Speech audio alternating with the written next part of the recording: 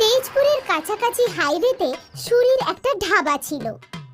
ওনার ধাবার খাবার খুব সুস্বাদু ছিল, তাই ওখানে সব সময় লোকেদের আনাগোনা থাকতো। সুরির ধাবাতে প্রতিদিন একটা ট্রাক আসতো।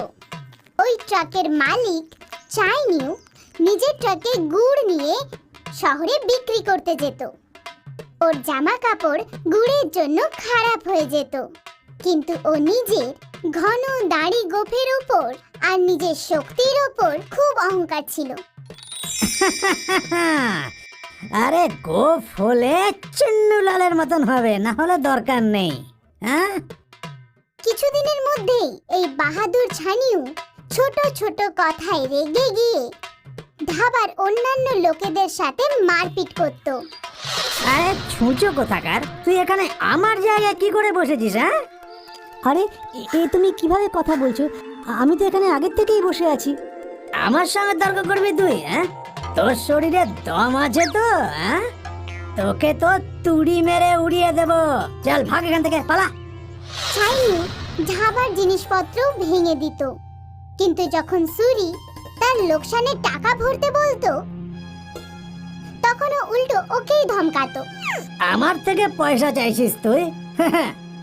তোর এত বড় সাহস হয়ে গেছে? হ্যাঁ, আমি তোর পুরো ধাবাটাকেই ভেঙে ফেলি, তাহলে কেমন হয় বল দেখি?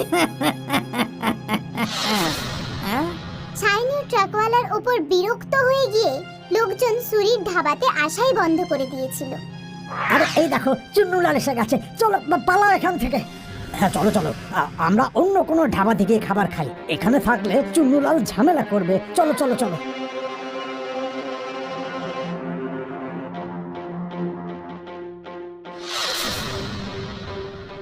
ছাইনুর কারণে সুরির রোজগার বন্ধ হয়ে গেছিল, তাই ও ছাইনিউকে ওর ধাবাতে আসার জন্য বারণ করে দিয়েছিল, কিন্তু ছাইনিউ কথা শোনেনি।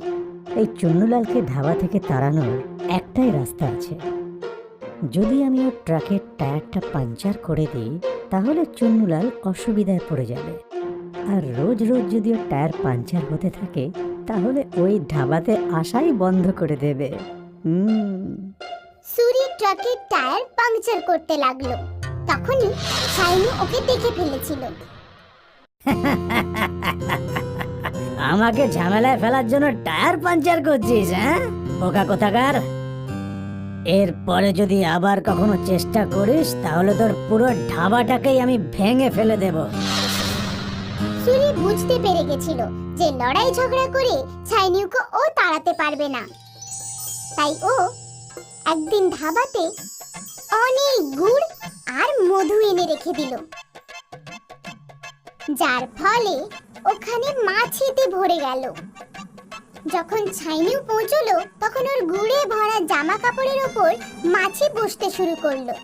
ওর দাড়ি গোফের ওপর বসে ওকে বিরক্ত করতে শুরু করলো।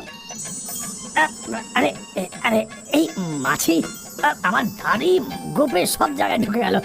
এই মাছি। ছাইনু বিরক্ত হয়ে গিয়ে সুরিকে হুমকি দিল। সরি, তোর ধাবা থেকে মাছি সব বের করে দিবি। চুন্নিলাল, এগুলো মাছি, এরা মানুষ নয় যাকে আমরা ধমকাতে পারবো। আরে যেখানে গুড় থাকবে সেখানে তো মাছি আসবেই না। যদি মাছির থেকে এত প্রবলেম হয়, তাহলে তোমার গোফ কেটে ফেলো, অথবা ট্রাকে করে গুড় নিয়ে যাওয়া বন্ধ করে দাও, ব্যাস। ছাইনু মাছিগুলোকে মারার প্রচুর চেষ্টা করলো, কিন্তু ও যত মারছিল ততই মাছি আরো বেড়ে যাচ্ছিল।